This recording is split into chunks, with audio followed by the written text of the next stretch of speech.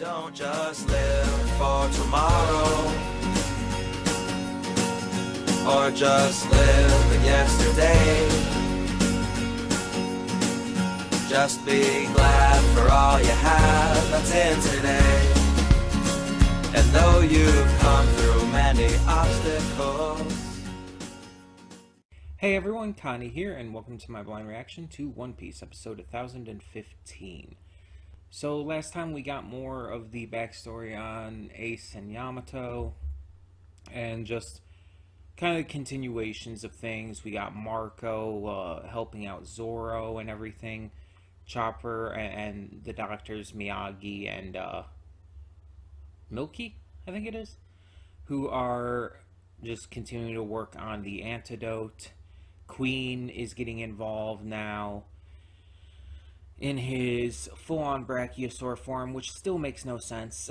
How it can, how it seems very mechanical. Yeah, it's a animal form from a devil fruit. I understand that even Zoan type devil fruits kind of have weird effects sometimes. I mean, Kaku's giraffe fruit can do things that make absolutely no sense. Like turning into a box and everything. But at the same time, it's just like, I don't know, I just feel like it's a little much.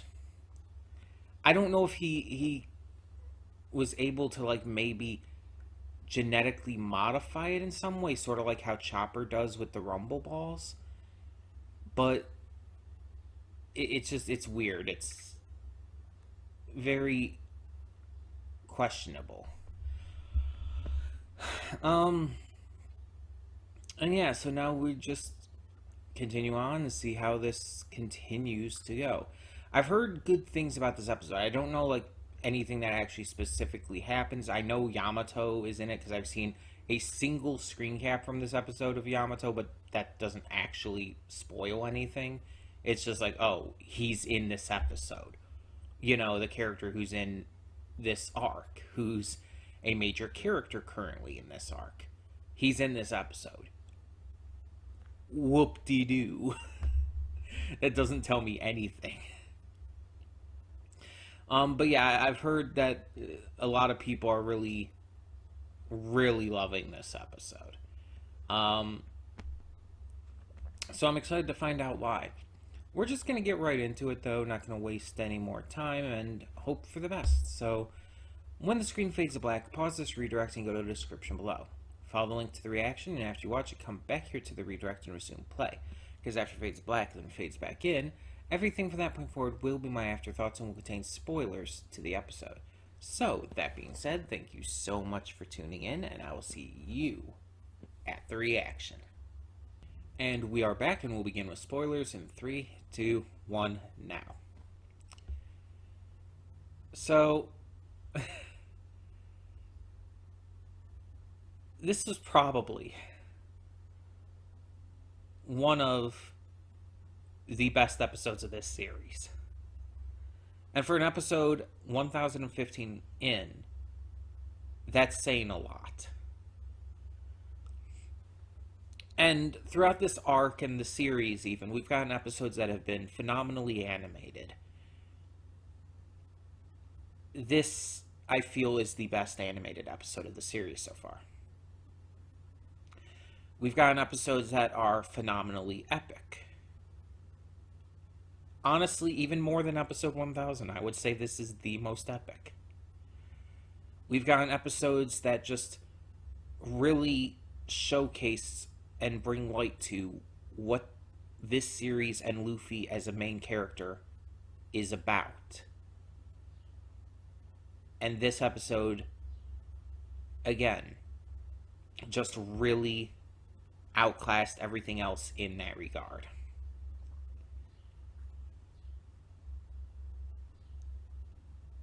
I can't say, for various reasons, recency bias, and just because there are so many episodes, it's honestly almost impossible to really accurately say with this series.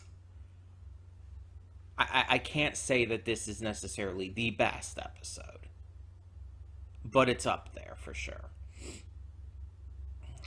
It's so perfectly powerful, perfectly emotional, and a perfect setup for what is to come. The worst generation have reached the rooftop, and the fight with Kaido and Big Mom begins. This is the climax of this series, or this arc, rather. Not the entire series. It's the climax of the arc, for sure. I don't know if Oda plans on there being any more acts to Wano, but honestly, I don't believe there will be. I think Act 3 is going to end it, unless... Jesus, that's loud. Unless there's just a very short Act 4, which basically amounts to like a post-Wano arc, just like wrapping things up and everything like multiple arcs in the series prior have done, such as Eni's Lobby and Water 7 having a post-Water 7 arc at the end. Just, that's the only thing I can think of for like an Act 4, because it's like, where do you go from here?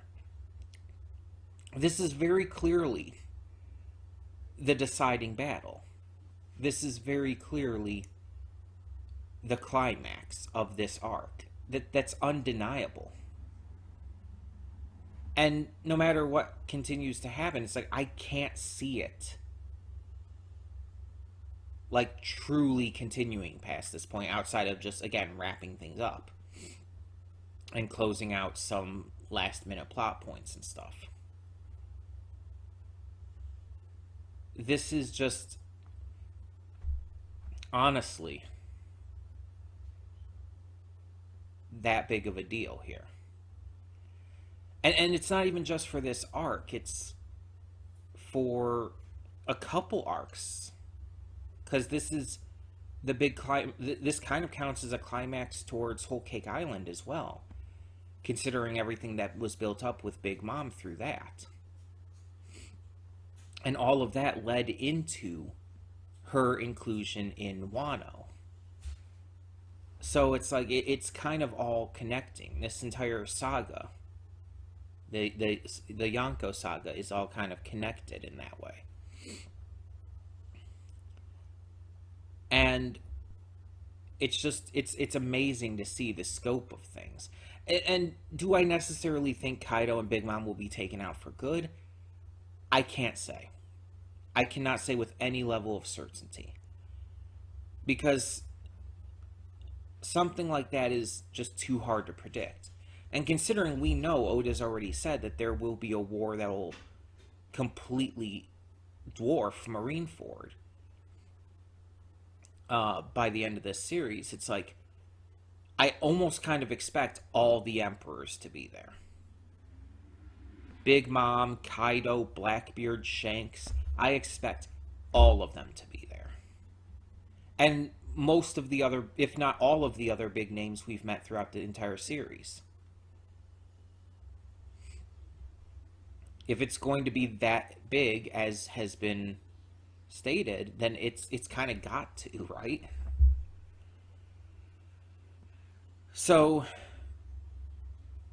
how is this arc going to end? How is Wano going to be freed? Because that's the big thing. If Kaido and Big Mom aren't truly defeated by the end of this, like, how is this going to work?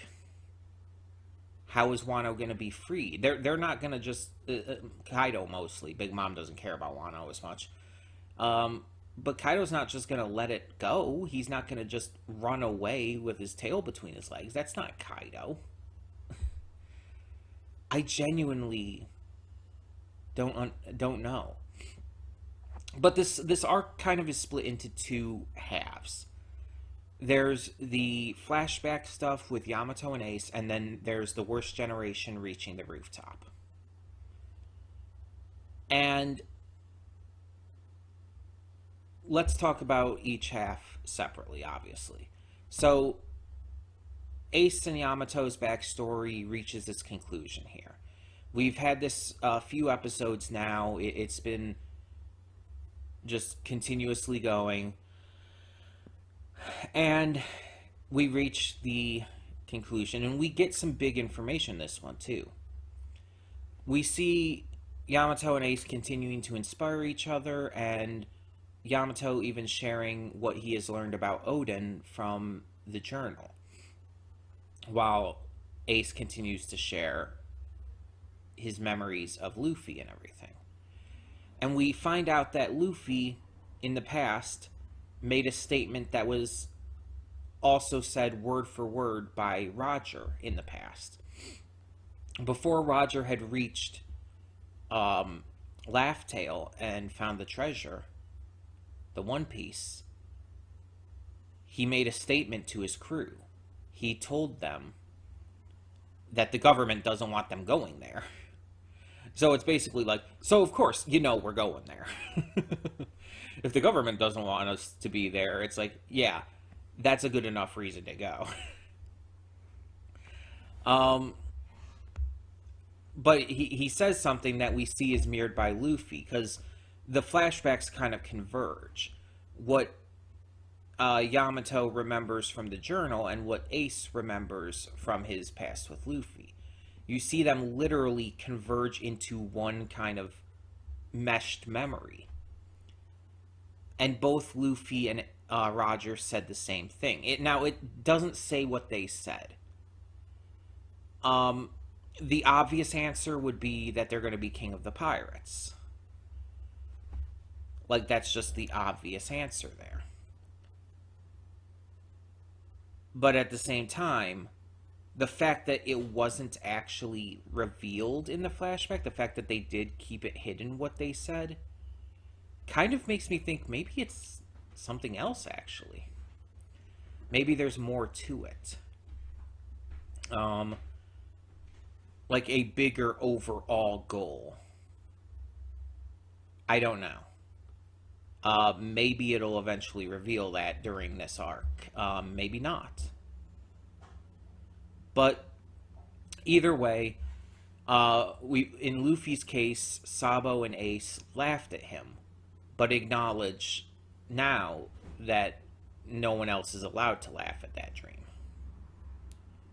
That they believe in him and believe he will accomplish it.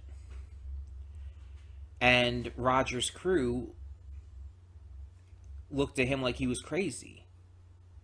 Like he was just spouting off childish nonsense.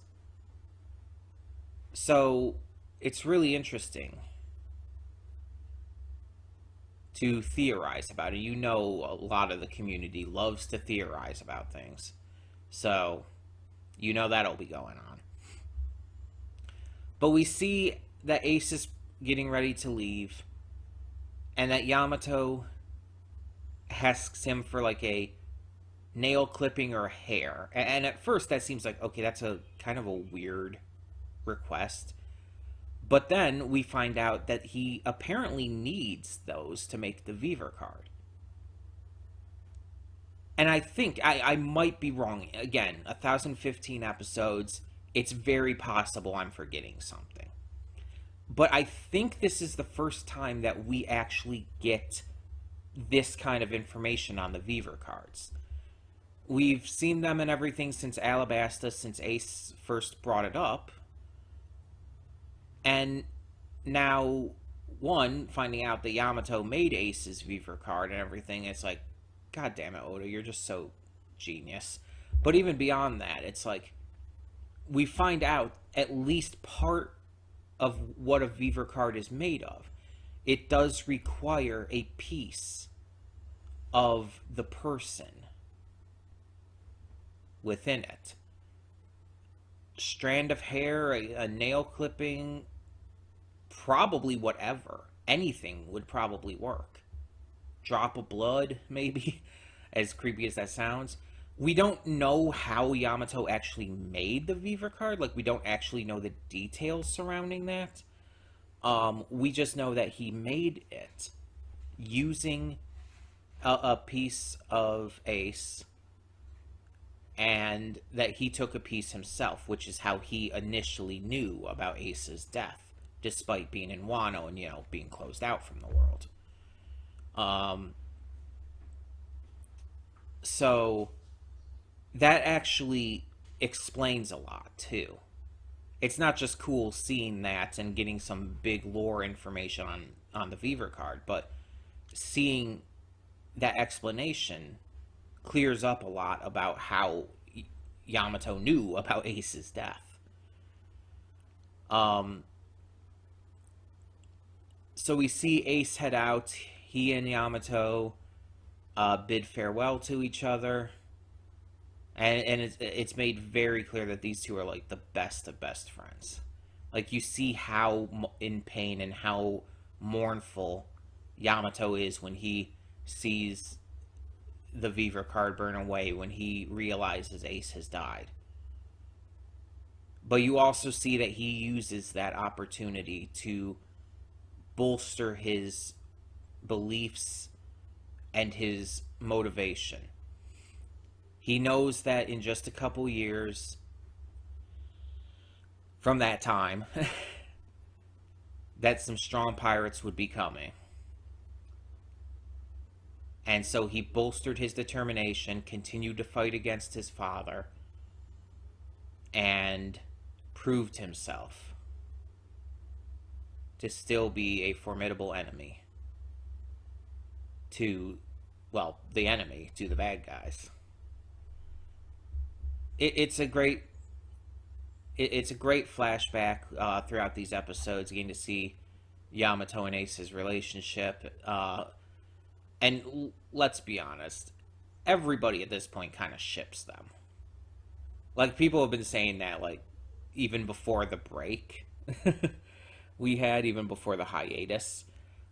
People were already shipping them with the little bit of information we got, and since we came back from the hiatus, it's like, oh yeah, it's even bolstered more.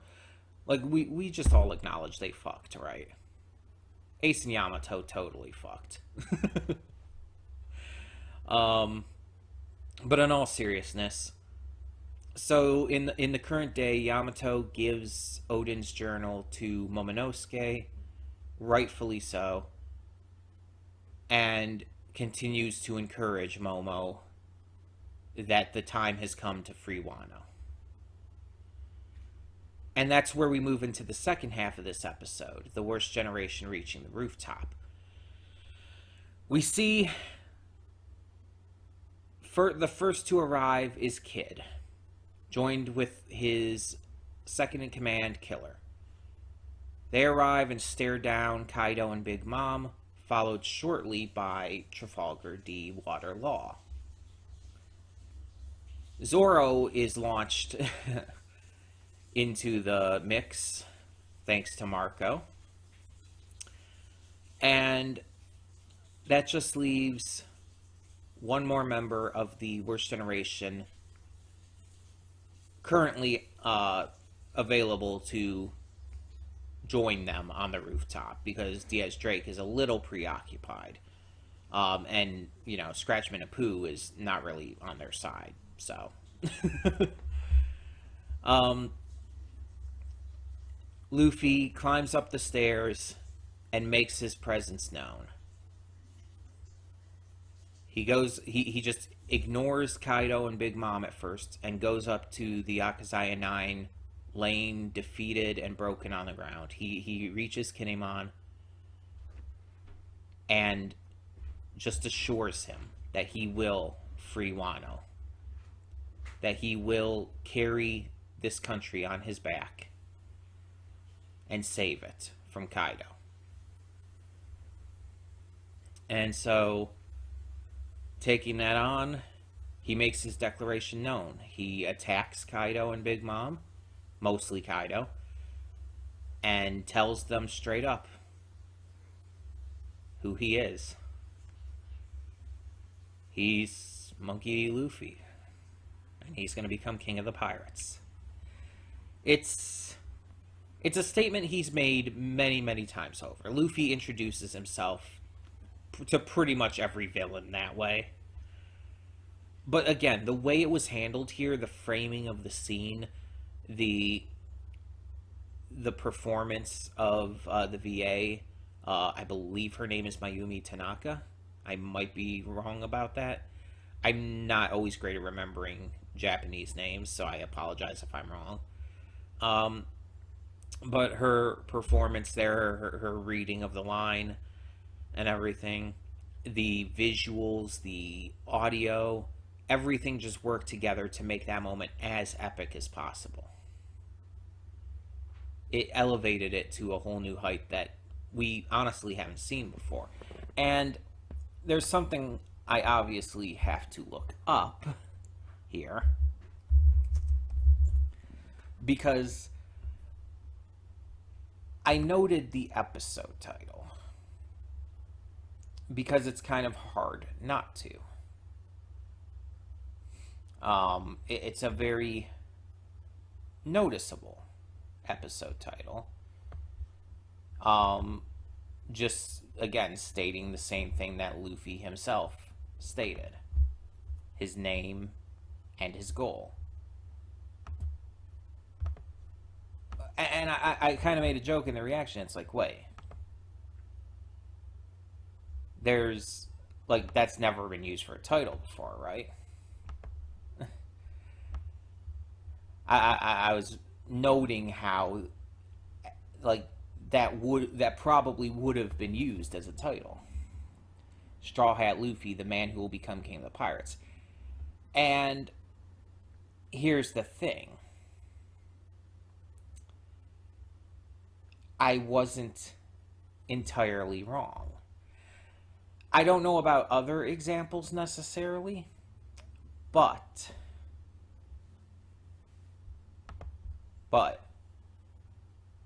that title has sort of been similar, or at least very, very close, has been used before. The first episode of the series is called I'm Luffy, the man who's going to be king of the pirates. It's shockingly similar. And you know that's on purpose. The statement made in this episode, the way it's made, this has been built up to. Kaido was first mentioned, I believe, in Thriller Bark, pre-time skip. Big Mom, I believe, was first mentioned pre-time skip too, but I might be wrong. I know she was first seen in Fishman Island. I think the Yonko in general, just as a group, were first mentioned pre-time skip, if I remember right.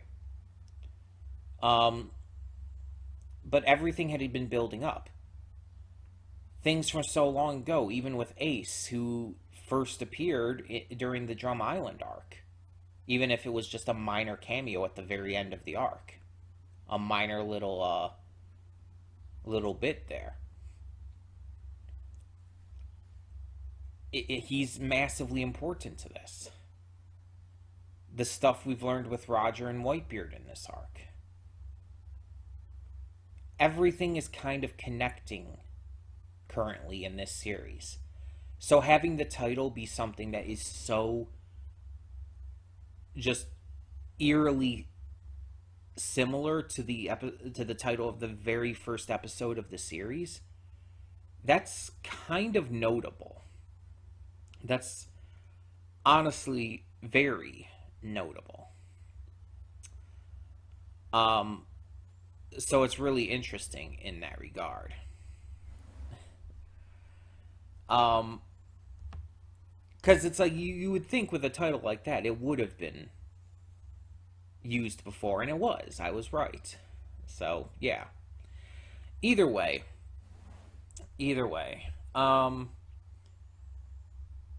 Now, next week, there isn't going to be a normal episode. There's going to be a special episode. I don't know, like, what the exact reason for that is. Maybe they're, like, because they just came back. Like, this is only the second episode back after the hiatus. So it's like they just came back, but maybe there's a reason. Maybe it has to do like something with like a holiday in Japan or something. I don't know. I genuinely don't know. But they are next week. They're airing a special episode, which is just like basically, I guess, a special recap thing with Barto. Uh, which okay, fair enough. So the next actual episode will be in 2 weeks. It releases May 8th, so yeah, 2 weeks from today. We will get to the next one. And so next week we'll probably just not have anything. I mean, I don't usually react to the special episodes because they're not actually part of the official episode count. The one in 2 weeks on May that releases on May 8th is still episode 1016. Next week's is not. I don't skip filler, but I do skip recap episodes like that aren't actually part of the actual episode count. Because it's just a fun little thing, and I just don't feel like the need to react to it. Just something that's entirely recap and all of that.